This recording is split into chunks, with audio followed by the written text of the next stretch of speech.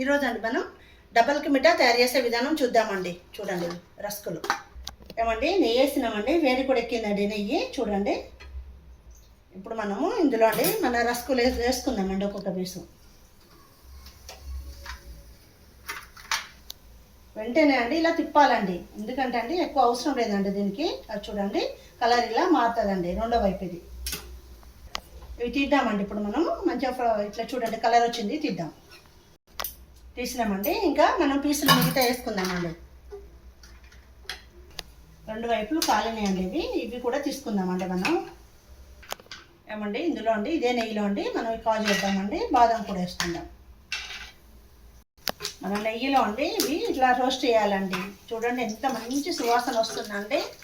ఇప్పుడు పాలు పోసినండి, ఇలాచీ powder వేస్తున్నాండి. Sugar అండి, చక్కెర వేస్తున్నా.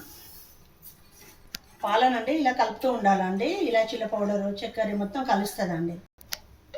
ఏమండి ఇందులో నెయ్యి వేద్దామండి. ఇప్పుడు 2 స్పూన్లు వేసినండి నెయ్యి. ఏమండి ఫుడ్ కలర్ అండి, ఆరెంజ్ రెడ్ అండి.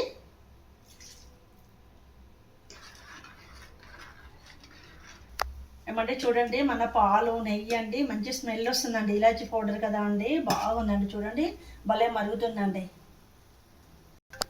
ఏమండి మనం ఇప్పుడు మన పాలల్లో అండి ఇది పానకం లెక్క వచ్చింది కదండి, ఇందులో రస్కులు పెడుతున్నాను. ఏమండి చూడండి మన డబల్ కా మీఠా ఎట్లుందండి, బాగుందండి. మంచి స్మెల్ వస్తుందండి, చాలా సువాసన వస్తుందండి, బాగుంది.